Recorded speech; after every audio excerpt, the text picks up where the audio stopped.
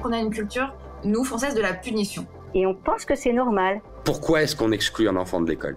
Parce qu'il est différent. Des outils comme l'intelligence artificielle, elles posent pas réellement de nouvelles questions.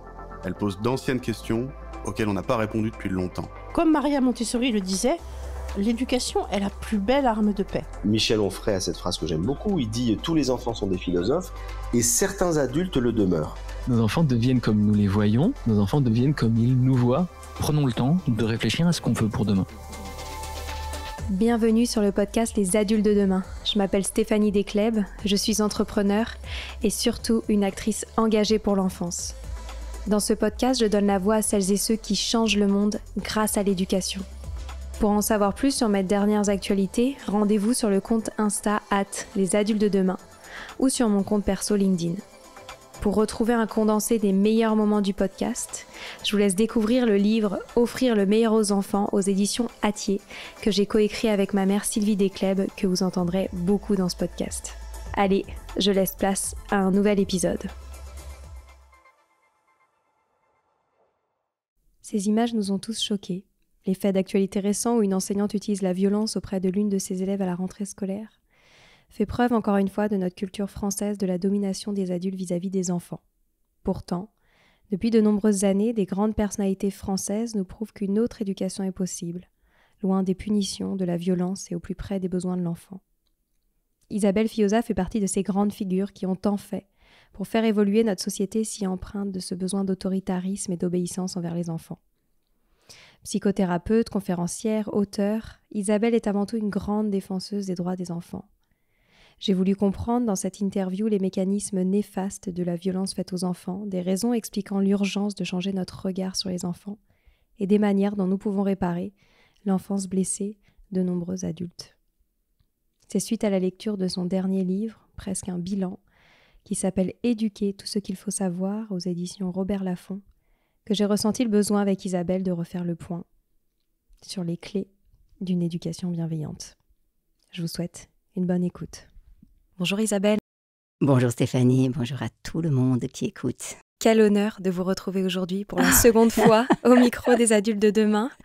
Un plaisir plus. Je le rappelle à chaque fois, mais c'est vrai que vous avez beaucoup inspiré l'éducation que mes parents ont offerte à mes frères et sœurs et moi. Je suis la 4e d'une fratrie de 5. Car oui, Isabelle, je suis certaine que vous avez contribué à améliorer la vie familiale de nombreuses personnes en diffusant les valeurs de la parentalité dite positive. Avant même de parler des méthodes ou des techniques, vous avez permis à des familles de s'éloigner de la culture de la punition, de l'obéissance et du rapport hiérarchique très vertical entre parents et enfants, pour se recentrer sur les besoins de l'enfant et sur le respect de leur développement.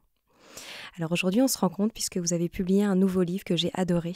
Il s'appelle « Éduquer tout ce qu'il faut savoir » aux éditions Robert Laffont et qui propose un panorama de plus de 40 ans de vos recherches. Cet ouvrage démontre que l'éducation positive devrait être la voie à suivre pour élever les enfants, en leur offrant à la fois un cadre et un environnement propice à un développement harmonieux. Qu'est-ce qui vous a poussé à écrire ce livre qui semble dresser un véritable bilan de votre travail de ces dernières années ? Bien, j'ai éprouvé le besoin d'écrire tout ça pour rectifier tout ce qui était dit. Parce qu'en fait, beaucoup de choses, les 2 dernières années, ont été dites sur la parentalité positive. On voit écrit sous la plume de certains journalistes toutes sortes de choses qui sont profondément fausses ou partiellement fausses ou légèrement erronées. Bref, c'est difficile pour les gens de s'y retrouver dans qu'est-ce qui est la parentalité positive, qu'est-ce qui n'en est pas, et qu'est-ce qui est vrai dans ce qui est dit et qu'est-ce qui ne l'est pas. Parce qu'il y a des choses vraies aussi qui sont dites, mais donc c'était un peu mélangé tout ça. Et je me suis dit, mais ce n'est pas possible, je ne peux pas laisser dire toutes sortes de choses qui sont profondément fausses. Donc ça me paraissait fondamental de rétablir ce qui me paraissait vraiment plus juste et d'étayer ça avec les recherches scientifiques. Donc il y a un gros travail dans ce livre de pouvoir retrouver les recherches scientifiques qui soutiennent ce que j'avance, qui soutiennent ce qu'est la parentalité positive. Est-ce que c'est une forme de réponse aussi aux attaques que vous avez vécues ces dernières années à votre rencontre, mais aussi plus largement à toutes les personnes qui défendent la parentalité positive ? C'est tout à fait une réponse, c'est vraiment comme ça que je le conçois et c'est ce que je dis d'ailleurs dans l'introduction du livre. J'ai écrit ce livre en réponse pour clarifier les choses et pour que vraiment on puisse enfin s'y retrouver dans cet espace de la parentalité dans lequel toutes sortes de choses sont dites. Aujourd'hui, en France, malheureusement, il existe encore beaucoup de violence lorsqu'on parle d'éducation. Et j'aimerais comprendre ensemble ce contexte. Assez paradoxal, surtout quand on défend la parentalité positive. Donc, selon le second baromètre sur les violences éducatives ordinaires porté par la Fondation pour l'enfance, 81% des parents reconnaissent avoir encore recours à différentes formes de violences éducatives ordinaires, VEO, contre 79% en 2022. C'est donc en augmentation. Pourtant, 45% des répondants sont conscients des effets néfastes et durables de ces violences sur la santé et le développement des enfants. Alors là, c'est vraiment une immense question, Stéphanie, et franchement, hélas, je n'en sais rien. Je ne sais pas. Ce qui fait que, spécifiquement en France, nous avons conservé cette attitude-là. Il est vrai que nos gouvernements n'ont pas été très proactifs, ils n'ont pas assorti la loi qui a d'ailleurs eu beaucoup de mal à passer et qui est tellement légère qu'on dit juste il s'agit d'élever les enfants sans violence. Mais finalement, à aucun moment on ne définit ce qu'est une violence. Et donc pour comprendre, pour savoir ce qu'est une violence, il faut aller fouiller jusque dans la Convention internationale des droits de l'enfant. Alors il est vrai que normalement cette Convention internationale des droits de l'enfant, elle est la loi en France, mais voilà, tout le monde ne va pas la lire. Et donc, comme il n'y a pas eu de pédagogie autour de cette loi, comme la plupart des gens ne savent pas véritablement ce qu'est une violence et ce qui ne l'est pas, et comme on a été éduqué comme ça, on continue comme ça, et puis il y a très peu d'accompagnement des parents. On a aussi un congé maternité et paternité qui sont extrêmement courts et donc on n'a pas vraiment le temps de tisser suffisamment d'attachement, d'apprendre à décoder les signaux de l'enfant, de construire un langage commun et du coup il y a très souvent des mauvaises compréhensions, des misconceptions, des interprétations et c'est comme si en France on se construisait, le parent et l'enfant, l'un face à l'autre, quasiment en opposition. C'est d'ailleurs ce que disent les psychanalystes, puisque c'est même dans la doctrine psychanalytique, l'enfant va chercher systématiquement à prendre le pouvoir sur ses parents, à dominer ses parents, etc. Donc on est comme imbibé de cette culture dans laquelle l'enfant est un petit diable qu'il faut arriver à dompter, et si on n'arrive pas à le dompter, ça va devenir un enfant roi, etc. Et donc ce côté diable de lui risque de prendre toute la place. Et même si toute la science nous dit le contraire, la science nous dit que les enfants sont très empathiques depuis le début, qu'ils cherchent à se conformer, qu'ils cherchent à s'adapter, qu'ils cherchent à imiter les adultes, qu'ils cherchent à respecter les règles. Eh bien, sur le quotidien, quand on constate que l'enfant ne fait pas exactement comme on s'attendait, comme on n'a pas pris l'habitude de réfléchir et qu'on ne sait pas finalement comment se développe un enfant, jamais nulle part on apprend ce qui se passe dans le cerveau d'un enfant et comment le cerveau se développe. Donc on attend que ce soit un minuscule petit adulte et que dès l'âge de 2 ans, il sache mettre ses mains correctement sur la table, qu'il ne laisse pas tomber sa fourchette ou quoi que ce soit, qu'il mange correctement avec ça. Bref, on attend des choses qui sont disproportionnées par rapport à l'âge des enfants. Et puis, comme on n'a pas pris l'habitude de construire ce langage commun et qu'on a cette culture d'opposition, eh bien, on a tendance à interpréter le comportement de l'enfant. « Ah, tu fais ça pour m'embêter, tu fais ça contre moi. » Et on se construit un peu dans une opposition de besoin. Et les 81% dont vous parlez, là, ce sont des parents qui disent avoir commis une violence éducative la semaine précédant l'enquête. Donc c'est vraiment, ça montre à quel point c'est extrêmement répandu. Mais ces mêmes parents disent qu'ils aimeraient ne pas commettre de violence. Mais d'une part, ils ne savent pas comment faire. Et ils sont souvent démunis, mais ils ont souvent cette croyance qu'il est nécessaire que l'enfant obéisse. Et ça, c'est une dynamique qui n'existe pas par exemple en Allemagne ou dans les pays du Nord ou même en Espagne, etc., on n'est pas dans cette même nécessité que l'enfant obéisse et se conforme. Alors, d'où est-ce que ça vient? Je ne sais pas exactement, mais il est vrai que c'est une caractéristique française. Les Français sont connus pour crier plus que dans d'autres pays et pour être dans une approche des enfants où les enfants sont vécus comme pénibles à la base. On ne sait pas les gérer, il faut qu'ils soient sages comme des images. On oublie qu'une image, ça ne parle pas. Une image, c'est pas vivant. Or, un enfant, c'est vivant. Je veux dire, en Allemagne, les Allemands, c'est pas des gens foufous, quoi. C'est pas des gens qui font n'importe quoi dans leur vie. Au contraire, ce sont des gens qui sont hyper respectueux des règles. Leurs enfants sont très respectueux des règles. Mais jamais on ne leur demande d'obéir au doigt et à l'œil comme on le demande en France. Ils bénéficient d'une bien plus grande liberté, de plus d'attachement parce qu'il y a un temps plus long avec les parents avant d'être mis dans des structures et ils sont plus encouragés à faire leurs expériences, à faire par eux-mêmes dans les squares. On les voit prendre beaucoup plus de risques que les Français, où les Français, paradoxalement, à la fois sont sur le dos des enfants et non, ne fais pas ci, tu vas tomber, attention, tata. En fait, c'est du contrôle. On est plus dans le contrôle que les autres pays d'Europe. Pour quelle raison? Je ne sais pas exactement. À fouiller. Est-ce que vous pourriez d'ailleurs nous rappeler ce que c'est une violence faite aux enfants? Alors une violence, de manière générale, j'aime bien la définition de Jean-Marie Muller, c'est l'usage de la force. Et donc pour contraindre quelqu'un. Et en fait, la violence envers les enfants, c'est tout ce qui va faire mal à l'enfant et le contraindre. Alors, il y a des violences qui sont parfois utiles, ça n'empêche que c'est une violence, mais par exemple, on met la ceinture de sécurité, ça, on ne déroge pas là-dessus. Il est clair qu'on met la ceinture de sécurité. C'est intéressant de mesurer que quand on met la ceinture de sécurité à un enfant, un tout petit bébé par exemple, il va se rebeller parce que on a un besoin, tous les humains, on a un besoin de liberté et tout ce qui va entraver nos mouvements va engendrer du stress. Donc, est-ce qu'on l'appelle violence ou pas?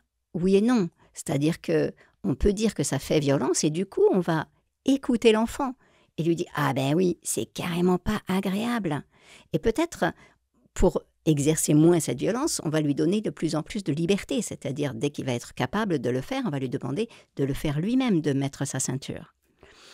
Mais ça n'est pas parce que ça contraint l'enfant qu'on ne va pas le faire. Dans la parentalité positive, il y a évidemment beaucoup de contraintes aussi. On respecte les lois, on respecte les règles. On va juste accompagner l'enfant pour qu'il puisse le faire sans se sentir blessé, sans se sentir humilié, sans se sentir dévalorisé, sans avoir l'impression que c'est le parent qui décide et que lui n'a pas d'espace. Ça me rappelle quelque chose qui s'est passé cet été. Alors sur Instagram, on m'a contactée puisque quelqu'un a vécu face à lui une violence extrême. Donc là, on parle vraiment de violence physique. Un enfant qui a été contraint dans une voiture après plusieurs coups et qui m'a demandé comment est-ce qu'on réagit quand on voit un adulte violent envers un enfant. C'est toujours extrêmement difficile. Et en même temps, c'est vraiment important d'intervenir, d'agir. Et dans les pays du Nord, ils agissent, ils interviennent, ils s'entraident. C'est notre posture qui va faire toute la différence. Si on intervient en jugeant le parent, là, il vaut mieux ne pas intervenir. Et c'est pour ça que dans les pays du Nord, c'est plus facile parce qu'il y a une ambiance générale de soutien mutuel et de conception de l'enfant qui n'est pas la même que chez nous. Chez nous, tout de suite, le parent qui se montre violent risque de se sentir, si on intervient, jugé. Et si nous, effectivement, on le juge, et on lui dit « mais monsieur, vous n'avez pas le droit de faire ça », etc., alors ça risque d'être blessant et finalement, ça va faire le contraire de ce qu'on espère. Donc, allons-y. Alors, il y a toutes sortes de façons de faire et donc c'est à chacun de trouver sa propre porte d'entrée. Ce qui me paraît marcher le mieux et ce que j'ai utilisé le plus et qui a le mieux fonctionné, c'est de partir avec une attitude d'empathie pour le parent. C'est-à-dire qu'au lieu de vouloir se précipiter vers l'enfant et protéger l'enfant, on va s'occuper du parent. Parce qu'en fait, le parent qui agresse son enfant, c'est un parent désespéré, c'est un parent qui se sent impuissant, c'est un parent qui n'en peut plus. Personne ne désire se montrer violent. On se montre violent quand on n'y arrive plus, quand on est dépassé. Sauf évidemment quand on nous a raconté qu'il fallait faire ceci, faire cela, voilà. Et donc on croit. Après, quelquefois on justifie. On se dit oui, une gifle, ça fait pas de mal. Enfermer un enfant dans sa chambre, c'est une punition et c'est important de faire des punitions pour pouvoir permettre à l'enfant de comprendre. Même si c'est faux, il y a des gens qui y croient. Mais donc, en dehors de ces moments-là, mais en fait, on va, même quand les gens y croient dur comme fer, on va prendre l'axe de l'empathie en pensant qu'ils ont besoin d'aide. Parce que quand vous arrivez avec cette offre, je peux vous aider, alors la plupart du temps, comme ce sont des Français, ils vont dire non. Voilà, on est dans une civilisation de chacun pour soi, individualisme forcené, je dois me débrouiller tout seul, etc. Donc la première réaction de quelqu'un, que vous cherchiez à lui porter sa valise ou son panier, ou que vous preniez l'enfant pour aider, c'est mal vécu parce que notre société est tellement individualiste. Ça n'empêche qu'on le fait quand même et on y va. Et donc on insiste. Et on peut insister, mais avec douceur et respect pour le parent et avec, à l'intérieur, je suis là pour vous fournir du soutien. Ça m'est arrivé dans le train de dire, mais si vous voulez, moi je peux lui faire ses devoirs. Et donc j'ai pris le gamin et on a fait les devoirs ensemble, parce que voilà, ça disjonctait là, même on n'en pouvait plus. Et je comprends. Parce que l'enfant avait des problèmes monstrueux pour apprendre. C'était extrêmement difficile pour lui. Des choses qui avaient l'air, mais qui étaient tellement simplissimes, il ne les pigeait pas. Et donc voilà, j'ai observé ce qui se passait. J'ai vu qu'en fait, cet enfant avait la bouche ouverte en permanence. Il avait de gros problèmes de bouche, de respiration et donc d'oxygénation de son cerveau, etc. Donc j'ai pu en parler après à la maman. Mais surtout déjà, le simple fait de prendre soin de son enfant, elle pouvait respirer un petit peu et elle s'est sentie moins jugée. Alors, je ne peux pas dire qu'elle ne s'est sentie pas jugée du tout, parce que forcément, elle se juge forcément aussi elle-même. Et d'ailleurs, elle s'est justifiée. Elle disait, vous savez, j'ai tout essayé, j'ai tellement fait, etc. Il a vu tous les psys possibles, il a dit, ah, mais j'y arrive plus, etc. Donc voilà, elle a pu se confier aussi. Donc, la plupart des parents vont disjoncter, entre guillemets, se mettre à crier, frapper, punir, au moment où ils ne savent plus faire autrement. Si on est témoin de ça, on peut intervenir pour proposer du soutien, de l'aide et l'aider à faire autrement. On n'a pas toujours le temps, on n'a pas toujours l'espace. On peut au moins donner un petit regard à l'enfant et aux parents, un regard tendre et non pas un regard jugeant. Rien qu'un regard, l'enfant s'en empare. Une fois, une adulte, quand j'étais psychothérapeute, m'a raconté que quand elle était enfant, dans un train, sa mère lui hurlait dessus. Et là, elle a rencontré le regard d'une femme. Et elle a dit, dans son regard, j'ai lu que c'était pas ma faute et que c'était ma maman qui avait un problème. Et elle n'a rien dit, mais ça m'a toujours portée. J'ai regardé ma maman différemment et j'ai arrêté d'être blessée à l'intérieur par ça. Ça a changé ma vie. Et donc, je me suis dit, mais c'est incroyable. Un simple regard, ça peut soutenir. Et quand on se retrouve dans ces débats qu'on a souvent à table entre jeunes parents, lorsque l'on parle de violence, par exemple, on va parler de la fessée, etc., donc de ces violences physiques, et que certains vont nous répondre « Oh, moi j'ai pris quelques fessées, ça m'a pas tuée, regarde comment je suis devenue, etc. » Qu'est-ce qu'on répond à ces gens-là ? Ça dépend de la situation. Mais la plupart des gens sont devenus ce qu'ils sont devenus malgré les fessées. Et donc, ils vont bien sûr se justifier dans un premier temps.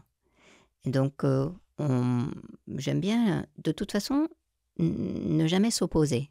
Si vous dites non, vous vous opposez, vous prenez un discours différent, il va y avoir juste de la bagarre. Et donc, on commence par dire oui.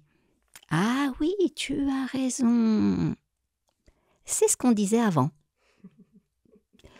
Avant que les neurosciences n'identifient ce que ça fait réellement, on croyait que ça ne faisait rien. Bien sûr, ça ne t'a pas tué. Heureusement, je suis contente que ça t'ait pas tué. Mais peut-être que ça a tué une petite partie en toi. Peut-être que, de temps en temps, eh bien, tu n'as pas l'aisance ou la confiance que tu pourrais avoir dans certaines situations.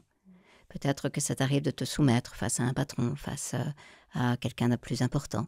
Et peut-être que, ben tiens, tu sais, j'avais repéré, tu m'avais parlé de ta difficulté avec l'autorité, peut-être que ça a un lien.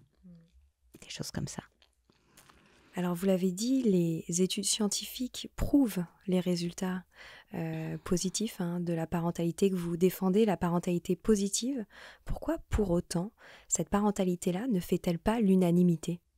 Alors, dans le reste du monde, elle fait l'unanimité, presque. Il y a bien sûr quelques personnes qui vont, même dans le reste du monde, il y a quelques personnes qui vont continuer de militer pour la fessée, pour la punition, etc. Dans aucun pays, nulle part dans le monde, il y a une unité totale sur quelque chose. Il y en a qui sont pour la démocratie, il y en a qui sont pour l'autocratie. Et donc, dans la famille, c'est pareil. Et plus on a subi de blessures, plus on peut avoir tendance à justifier la façon dont nos parents nous ont éduqués et donc à être dans cette parentalité davantage autoritaire. D'ailleurs, lorsqu'on parle de parentalité positive, en France, il y a toujours souvent ce mythe de l'enfant roi, de l'enfant tyran. Qu'est-ce que vous avez à dire à ce sujet ? Ah, tellement de choses. Donc, j'explique bien dans le livre, en fait, d'où ça vient. Et cette idée d'enfant roi et d'enfant tyran, alors là, est vraiment typiquement française parce qu'elle est liée à la psychanalyse. Et la psychanalyse reste vivante dans notre pays. Elle ne l'est plus, elle n'est plus enseignée dans les autres pays du monde, sauf peut-être en Argentine, paraît-il. Mais aux États-Unis, au Canada, dans les grands pays du monde, on n'enseigne plus la psychanalyse. Ou si, on l'enseigne, mais en philosophie, mais pas en psychologie. En psychologie, maintenant, on sait que cette théorie qui a été élaborée par Freud pour camoufler le fait que lui a subi des violences sexuelles dans son enfance, que son père a commis l'inceste sur on ne sait pas sur lui, mais en tout cas sur sa sœur, son frère. Donc on sait ça aujourd'hui, mais en France, on ne le sait pas. En France, on ne dit rien, et en France, on suit cette doctrine psychanalytique qui dit que l'enfant vient au monde avec des pulsions, et qu'il s'agit de mettre un terme à ces pulsions, de dire stop, de frustrer l'enfant pour qu'il apprenne à devenir un adulte raisonnable. Donc il s'agit de se castrer les pulsions, différentes castrations à différents âges, castration anale, orale, etc., les différentes castrations, pour pouvoir enfin avoir intégré ce qu'on appelle le principe de réalité. Donc, selon eux, un enfant vient au monde avec ses pulsions et il rencontre le principe de réalité et qu'il a besoin de rencontrer ce principe de réalité. Alors, voilà, dans la science, aujourd'hui, on part c'est la théorie de l'attachement qui est vraiment qui a accumulé les preuves scientifiques et qui dit qu'un enfant vient au monde avec des besoins. C'est un rapport complètement différent. L'enfant ne vient pas au monde avec des pulsions qu'il va satisfaire aux dépens de sa mère qui n'est qu'un objet de satisfaction. Là, c'est complètement différent. L'enfant vient au monde avec des besoins, et notamment des besoins affectifs, et il a ce besoin de sécurité affective, et la mère, le père, les parents sont des figures d'attachement qui vont assurer sa sécurité. Il a besoin de cette sécurité pour pouvoir prendre son envol et pour pouvoir s'épanouir. Donc c'est une perspective complètement différente, mais qui en France n'a pas encore pénétré complètement ni dans les études de psychologie, ni dans le grand public suffisamment. Donc même si ça progresse quand même notablement, et notamment en psychiatrie maintenant, c'est clair que la psychanalyse n'est plus enseignée en psychiatrie, mais c'est la théorie de l'attachement qui est enseignée. En quoi alors la parentalité positive n'est pas une forme de parentalité laxiste ? La parentalité laxiste est une parentalité négative. C'est-à-dire que la parentalité positive, elle est dite positive parce qu'elle obtient des résultats positifs pour l'enfant comme pour les parents. Et les études scientifiques montrent que quand on écoute les besoins de l'enfant, quand on co-régule les émotions de l'enfant, lorsque on pratique un certain nombre de fonctionnements, de compétences parentales, du coup, eh bien, il y a des issues positives et donc, du coup, c'est défini comme une positive.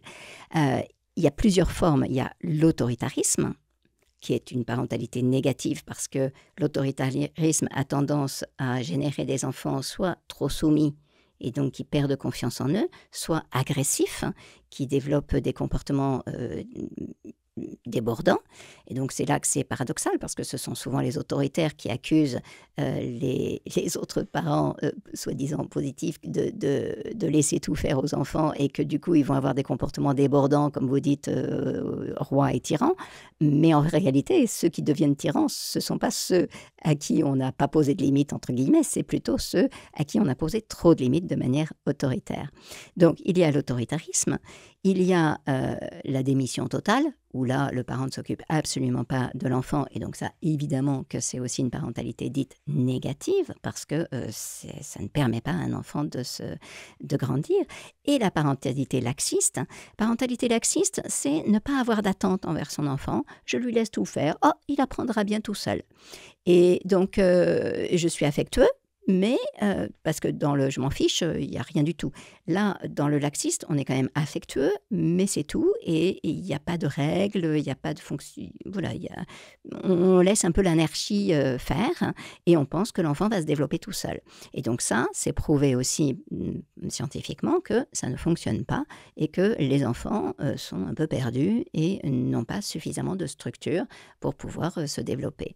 Donc, la parentalité positive, c'est ni le laxisme, ni l'autoritarisme. C'est une saine autorité. Les enfants ont envie de faire ce qui est bien. Ils ont envie de bien se comporter. À condition qu'on les respecte, ils vont respecter. En fait, les enfants nous imitent énormément. Et donc, vous dites que vous-même, vous avez été élevé dans cette parentalité non violente, vous respectant. Et bon, vous êtes plutôt quelqu'un qui sait respecter, qui sait écouter et qui développe de belles choses dans sa vie. Vous n'êtes pas devenu quelqu'un qui fait toutes sortes de trucs, qui se rebelle sans arrêt, ou qui agresse tout le monde, ou qui mange n'importe quoi, 50 pizzas au repas. Non.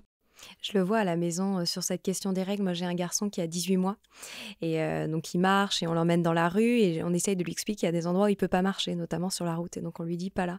Et c'est vrai que maintenant, il est dans cette imitation où il nous montre les endroits, il nous dit pas là, c'est pas ça. là. Et il a l'air hyper heureux de nous montrer que il a compris qu'il ne devait pas aller là. Exactement. Les enfants sont friands de règles. Donc, ça fait toujours drôle aux parents quand je dis ça, mais en réalité, les enfants adorent les règles. Ils aiment les respecter. Et ce qu'ils n'aiment pas, ce sont les ordres, les limites, les punitions, les impositions, en fait. Chaque fois qu'on est dans une dynamique « tu fais comme si », c'est pas une règle. Ça, c'est un ordre. Et donc, un ordre, tous les humains sont construits pour résister aux ordres. Donc, bien sûr, si vous formulez votre règle en termes de règles, non pas en termes de règles, je veux dire, mais en termes d'ordre, l'enfant va se rebeller. Mais si vous formulez la règle en termes de règles, c'est-à-dire une procédure, et c'est bien ce que vous faites en expliquant ici, tu marches, ici, tu ne marches pas, là, tu es dans les bras, on donne le fonctionnement. Donc, voici la procédure pour vivre ensemble. La procédure pour vivre en communauté, eh bien, c'est que dans telle situation, on dit merci, dans telle situation, on dit bonjour, etc. Et donc, on donne les informations. Et du coup, l'enfant, il dit « Ah, c'est comme ça que fonctionne le monde. Waouh, moi, je veux y arriver, je veux le faire correctement. » Pourquoi pensez-vous qu'il y a eu une telle association entre parentalité positive et parentalité laxiste, alors ? Je pense que c'est juste de la désinformation qui est menée par les autoritaires. Un parent autoritaire ou des professionnels qui sont dans cette dynamique de vouloir être dans cet autoritarisme sont dans une espèce de...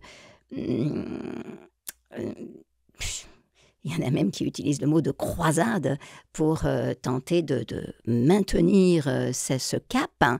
Et donc, c'est la critique facile.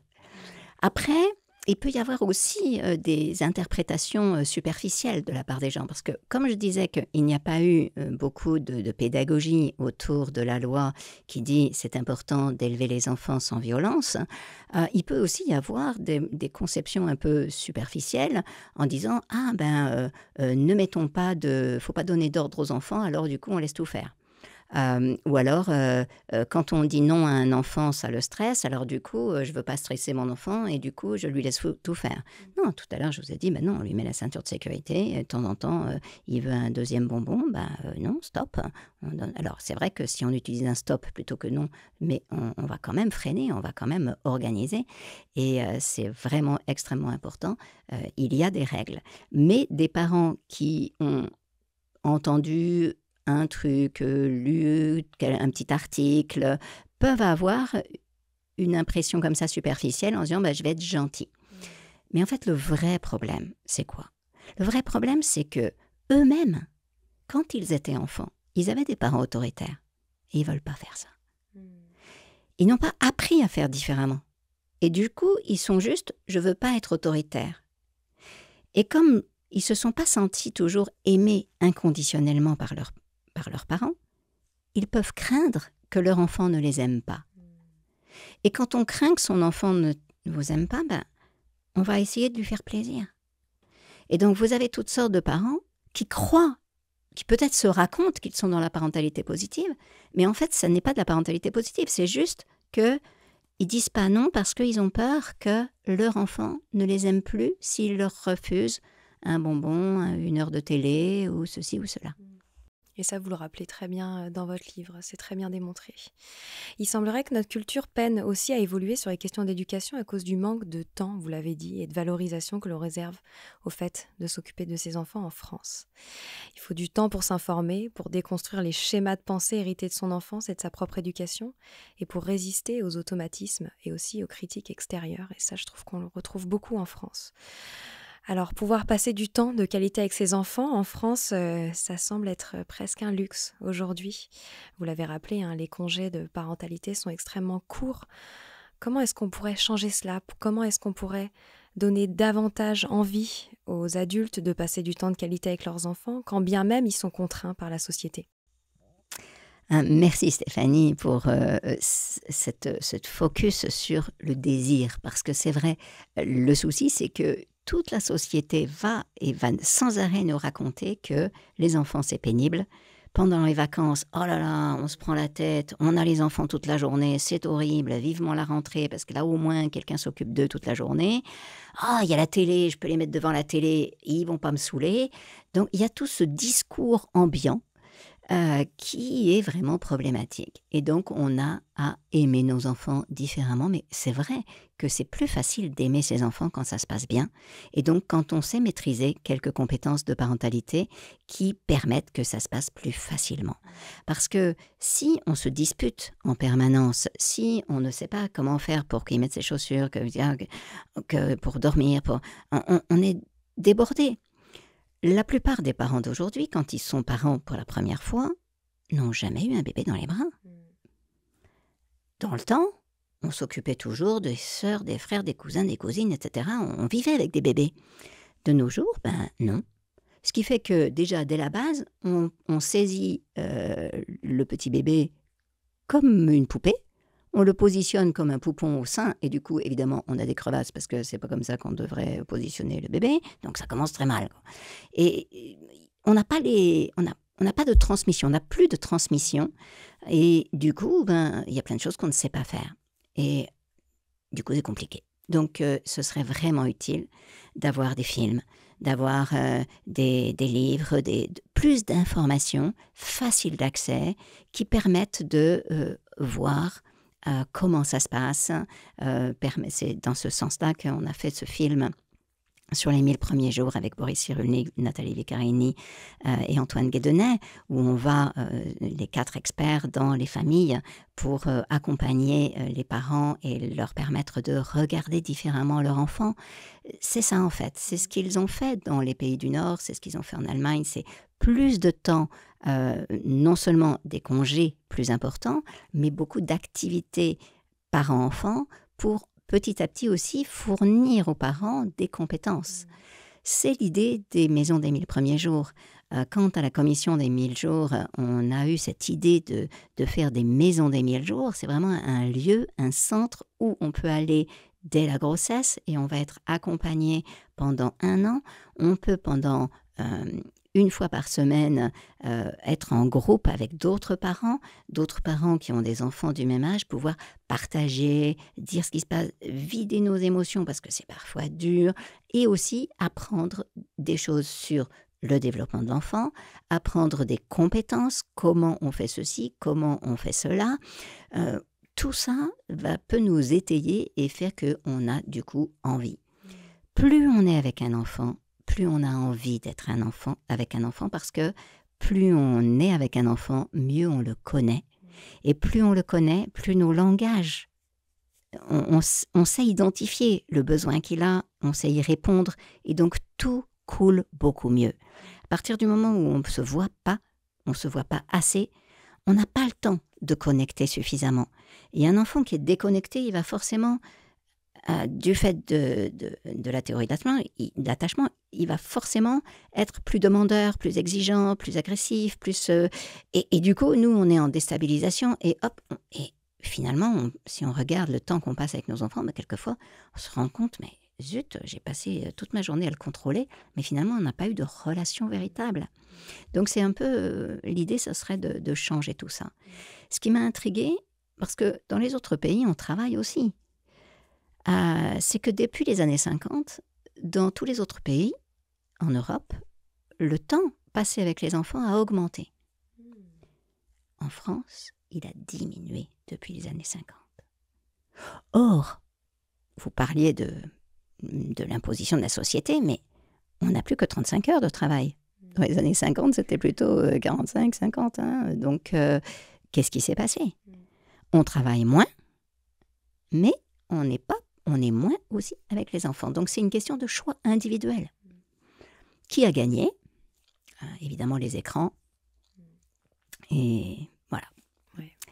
Donc, et sur les informations, c'est vrai que moi, je suis totalement pour développer davantage de ressources qui soient à disposition gratuitement et de manière nombreuse aux parents. Je le vois par exemple quand on se prépare à l'accouchement. On a le droit à 6 cours de préparation à l'accouchement pour un moment dans la vie du bébé et de la maman et du partenaire. Et c'est important, il ne faut pas faire moins. Et il ne faut pas faire moins, mais c'est vrai que c'est dingue qu'une fois qu'on se retrouve avec un enfant entre les bras, il n'y a plus rien. Il n'y a plus rien.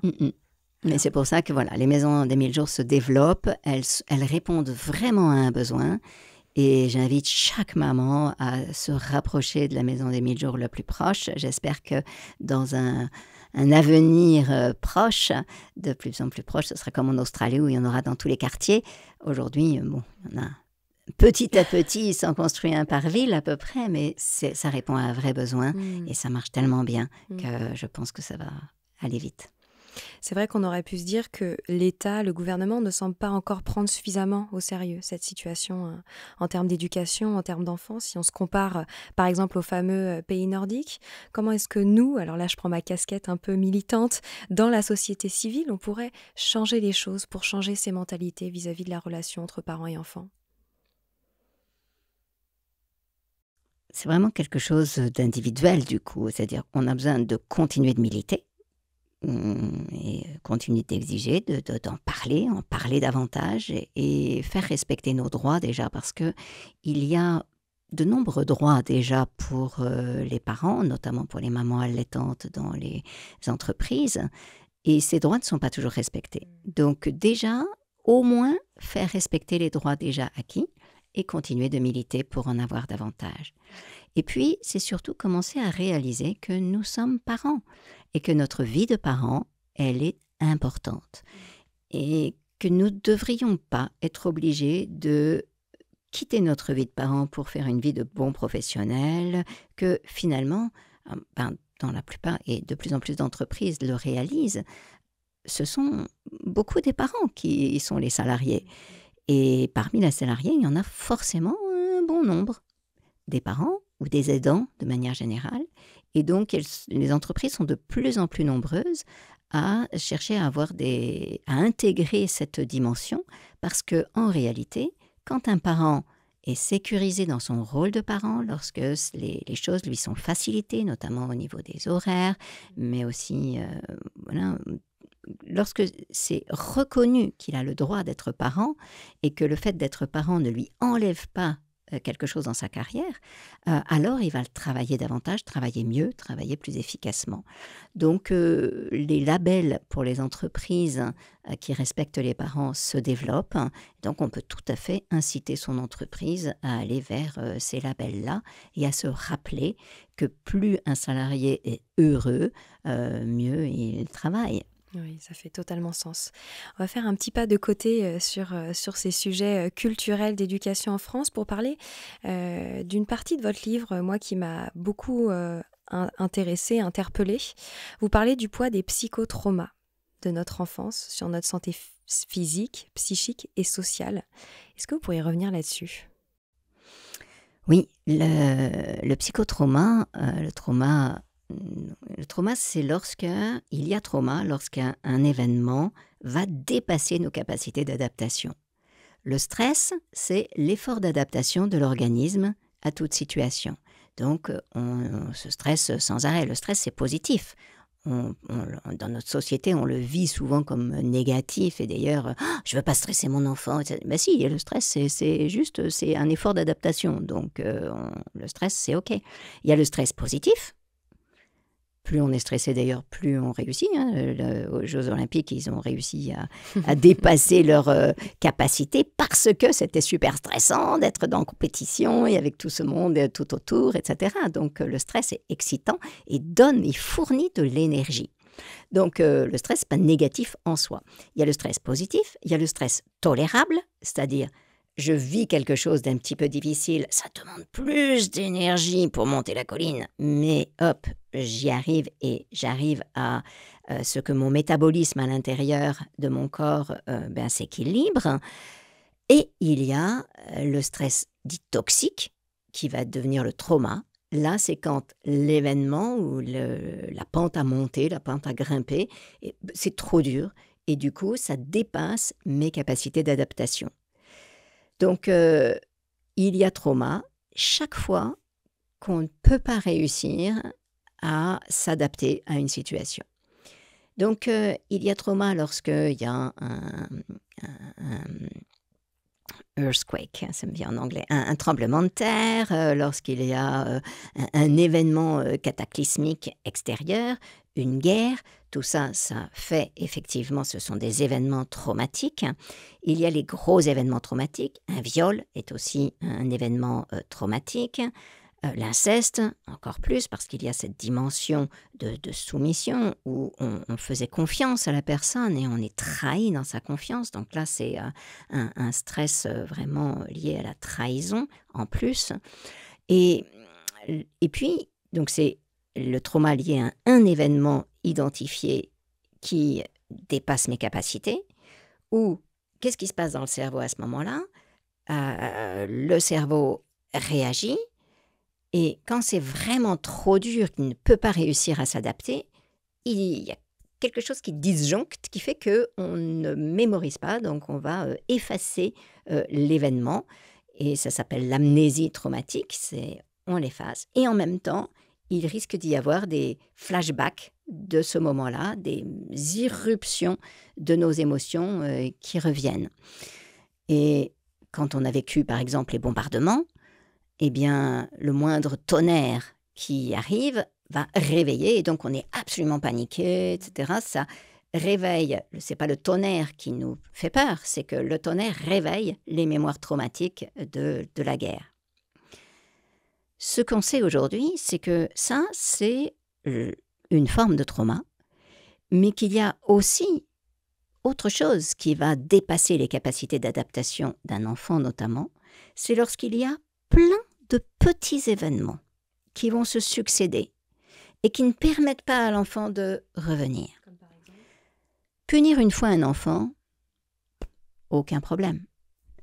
Le punir tous les jours, très régulièrement, le dévaloriser, le taper, l'humilier, lui dire tu es nul, tu es lamentable, lui dire des choses méchantes régulièrement, petit à petit, ça sape sa confiance en lui et petit à petit, il n'arrive plus à revenir et à être vraiment lui-même.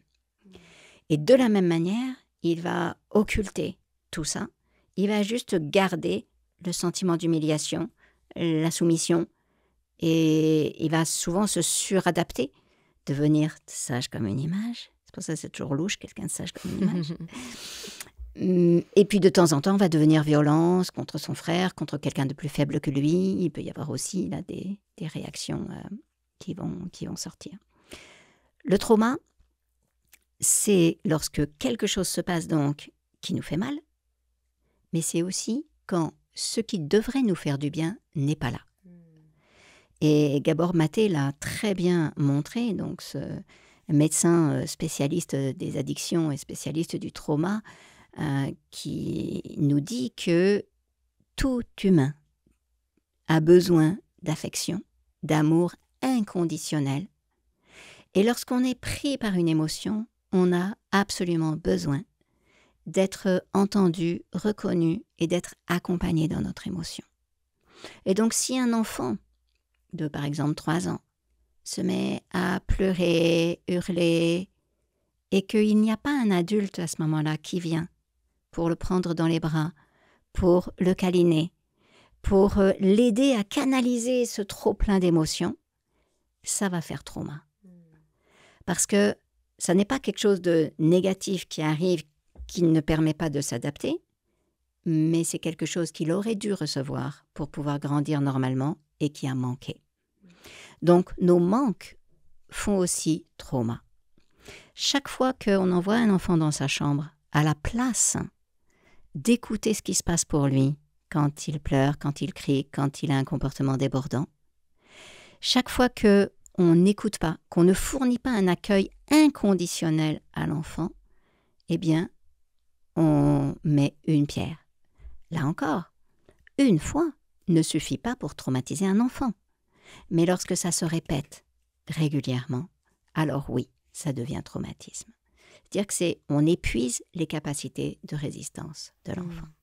Est-ce qu'il est possible de guérir l'enfant blessé qu'on a été lorsqu'on a vécu ces psychotraumas et qu'on est adulte une fois qu'on décide en plus de devenir parent? Oui, bien sûr, oui, 100 fois oui, on peut guérir. Et il y a de plus en plus de thérapies efficaces pour soigner le trauma. Il y a eu toutes sortes de thérapies dans le passé. On vient de très très loin. En 1981, il était écrit dans le manuel de psychiatrie officiel que le trauma était très rare et que, par exemple, l'inceste n'existait pour les femmes que 1 sur 1 million vivait l'inceste. Et que de toute façon, avoir des relations sexuelles avec son père était plutôt quelque chose qui allait vous permettre d'être mieux intégré dans votre vie d'adulte. Donc voilà, la conception du trauma en 1981, c'est pas si vieux que ça. Elle était là, quoi. Donc il y avait très peu de thérapies qui se préoccupaient de soigner le trauma. Alors moi, je faisais partie déjà à l'époque de la branche des thérapies humanistes qui prenait en compte le trauma, et donc j'ai travaillé sur le trauma à la suite aussi d'Alice Miller, etc., où on mesurait l'impact du trauma sur la vie de tout un chacun. Et donc j'ai déjà travaillé sur le plan émotionnel à libérer le corps, parce qu'en fait le trauma, il s'inscrit dans le corps. Et donc, il y a aujourd'hui multitude de thérapies. Il y a des thérapies corporelles, un peu comme celles que je pratiquais, et des thérapies qui s'occupent d'exprimer les émotions, d'autres thérapies qui vont être dans la libération des sensations, qui vont permettre de remettre en route le nerf vague, de vraiment rééquilibrer tout ce système sensoriel. Il y a le MDR, il y a la thérapie mosaïque, il y a l'EFT, il y a de plus en plus de thérapies non invasives, parce que ce qu'on sait aujourd'hui, c'est qu'il n'est pas nécessaire de revivre le trauma pour le guérir. Il n'est même pas nécessaire de le dire, de le parler, et souvent même, faire raconter à quelqu'un son événement traumatique risque de le retraumatiser. Donc on avance maintenant. Depuis quelques années, on est de plus en plus conscient, on étudie le traumatisme un peu sous tous ses angles, et on sait de mieux en mieux travailler sur cette question du trauma. On travaille sur le soin du trauma, comment guérir du trauma, et il y a un mouvement mondial, et je mène ce mouvement à Marseille avec quelques amis, où on veut transformer la ville de Marseille, en faire une ville non violente, une ville informée sur le trauma. Et donc ce mouvement des villes informées sur le trauma, c'est une façon d'embarquer toute une population. Parce que quelquefois c'est dur, même aujourd'hui. Un parent qui est dans la parentalité positive, il a non seulement à gérer son enfant, mais à gérer tous les jugements des gens, puisque aujourd'hui, malheureusement, la majeure partie des gens sont encore dans une parentalité violente et autoritariste. Donc, c'est « oui, tu devrais quand même le faire se tenir mieux, il gêne tout le monde, là, tu sais, voilà, ton enfant gêne. » Bref, il y a tout ce poids-là. Et tant qu'on n'a pas compris et la théorie de l'attachement et le développement du cerveau d'un enfant, et comment ça fonctionne, le stress, le trauma, quels sont les besoins d'un enfant, comment on va répondre, comment on co-régule les émotions d'un enfant, on sera toujours démunis, il y aura toujours des gens qui vont nous juger comme ça. Donc, il s'agit vraiment de transformer toute la population et transformer le regard d'une population. Si, au lieu de dire « mais c'est pas bien d'avoir fait ça », on dit « mais qu'est-ce qui t'est arrivé ?» C'est-à-dire, au lieu de jugement systématique sur quelqu'un, mais assieds-toi, fais ceci, fais cela, du contrôle systématique et de la punition, on va retourner son regard et dire, mais si tu fais ça comme ça, c'est qu'il s'est passé quelque chose pour toi. Quel est le nœud dans ton cœur? Et du coup, ça change complètement le regard. Et donc, on voudrait apprendre, comme ça, tous ensemble, à repérer ce qu'elle sait qu'un trauma, comment ça nous impacte, parce que la prévalence du trauma est phénoménale. On sait aujourd'hui que 2 personnes sur 3 ont vécu au moins un trauma dans leur vie. Et 1 personne sur 8 en a vécu plus de 4. Quand on a vécu plus de 4 traumatismes dans sa vie, on risque fort d'avoir des problèmes d'addiction, des problèmes cardiaques, des problèmes de métabolisme, d'être obèse, d'avoir des problèmes de santé de manière générale, des problèmes relationnels, des problèmes émotionnels. La vie est vraiment plus compliquée. Donc, on a besoin de pouvoir mesurer cette prévalence et de réaliser que quelqu'un qui n'est pas sympa, qui dysfonctionne, qui exagère, qui ne se comporte pas correctement, c'est probablement quelqu'un qui a été traumatisé. Et si on l'aide, si on lui fournit le soutien dont il a besoin, eh bien, ça va tout changer. Ça peut changer son image de lui-même, ça peut lui donner envie de s'améliorer, ça veut dire envie de changer. Et puis, si on peut éviter de le retraumatiser. Parce qu'aujourd'hui, globalement, il y a un moment même, je m'emporte un peu dans le livre, et je dis, c'est quand même assez terrible qu'à l'école, par exemple, quand on sait qu'il y a probablement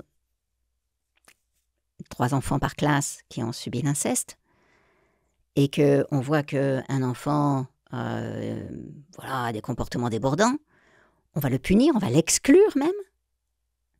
Mais à quel moment on se demande si peut-être celui qui a des comportements débordants, il lui est arrivé quelque chose?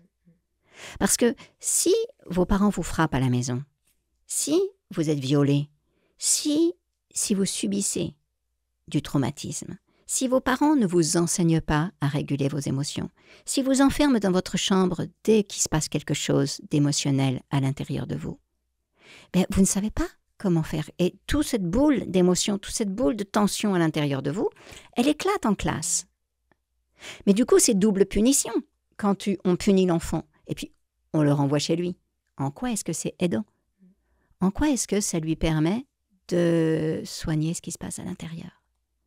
Donc c'est vraiment changer le regard de la société. Et moi je prône zéro tolérance. Donc c'est pour ça vraiment quand on me dit que moi je suis laxiste, que je laisse tout faire, trop permissive, non, c'est zéro tolérance. Un pas de côté, une insulte, stop. Qu'est-ce qui se passe? D'où elle vient cette insulte? Et on cherche à comprendre, donner du sens et à réparer. Parce qu'on veut vivre ensemble, on veut vivre en communauté, on veut que ça se passe bien et on veut construire suffisamment d'authenticité dans les relations, suffisamment de confiance dans les relations, suffisamment de sécurité relationnelle, émotionnelle, de sécurité affective pour tout un chacun. Quand un humain a cette sécurité affective, il se développe. Un enfant qui bénéficie de sécurité affective, une bonne sécurité affective solide à l'intérieur, il va bosser, il va s'intéresser, il va se développer, il va réussir. Alors quand je dis ça, attention, c'est pas magique. Et dans notre société, il y a aussi toutes sortes de problèmes que j'aborde un tout petit peu dans ce livre. J'aborderai plus dans d'autres livres. Mais il y a des gros problèmes sociaux. Il y a des gros problèmes de nourriture. Les enfants d'aujourd'hui mangent beaucoup trop de plats transformés et donc qui posent des problèmes sur leur microbiote et qui leur donnent qui leur fait être dans ces réactions extrêmes d'intolérance à la frustration, etc. C'est-à-dire que l'intolérance à la frustration, c'est pas forcément seulement le manque de limites de la part des parents. C'est très souvent parce que le microbiote de l'enfant est complètement sans dessus-dessous et que l'enfant ne sait pas gérer, ne peut pas réussir à réguler ses émotions. Le nombre d'enfants qui respirent par la bouche aujourd'hui est phénoménal et ça, c'est pas normal non plus. Le nombre d'enfants qui sont trop assis, qui ne bougent plus, qui ne courent pas. Aujourd'hui, les enfants, ils ne courent plus, ils sont là, assis avec leur tablette et ils ont perdu 25% de capacité cardiaque. C'est énorme. Ils courent moins vite qu'avant, ils vont moins dehors, ils sont de plus en plus myopes parce que on a besoin d'être à l'extérieur pour pouvoir...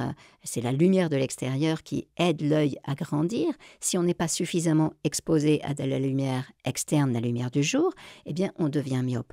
Quand on devient myope, ça génère des peurs parce qu'on ne voit pas bien les profondeurs, on ne voit plus bien les choses. Et donc, du coup, on peut aussi avoir des difficultés à l'école. Bref, c'est tout un ensemble. Donc, il ne faut pas faire reposer tout sur les parents ne sont pas assez autoritaires, les profs ne sont pas assez autoritaires, etc. Il y a une réalité aujourd'hui. Les enfants d'aujourd'hui ne sont plus ceux d'hier. Ça, c'est clair. Les enfants d'aujourd'hui font beaucoup plus de crises. Ils sont intolérants à la frustration. Ils sont à la fois plus mous et plus toniques. Pas plus tonique, mais plus débordant. Donc oui, c'est un problème. Mais le problème, c'est pas une question d'autorité. C'est vraiment une question d'environnement.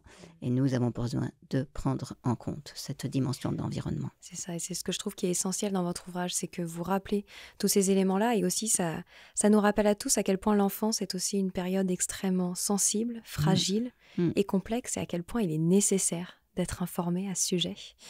On va malheureusement devoir se quitter. Isabelle, j'ai une dernière question. C'est ma question rituelle dans le podcast. Vous le savez, il s'appelle Les adultes de demain. Qu'est-ce que vous souhaiteriez aux enfants d'aujourd'hui, les futurs adultes de demain?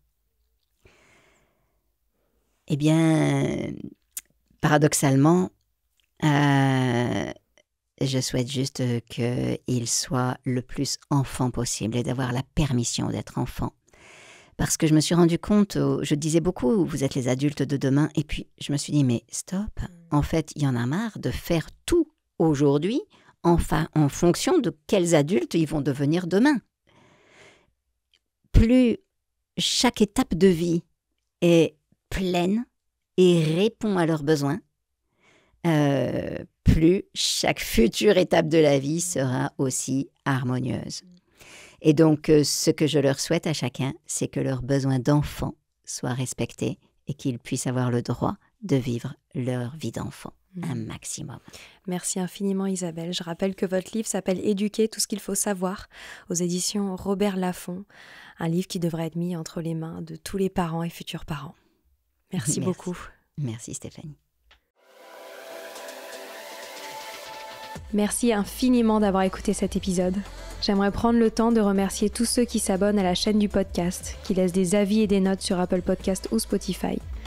Ça paraît rien, mais ça fait toute la différence pour faire connaître notre travail qui est complètement indépendant. Pour me retrouver, je vous rappelle que vous pouvez aller sur le compte Instagram des Adultes de Demain ou sur mon compte LinkedIn perso. N'hésitez pas à me partager vos retours sur cet épisode ou sur le podcast en général, ça fait tellement du bien de vous lire. Je vous dis à très bientôt pour un nouvel épisode.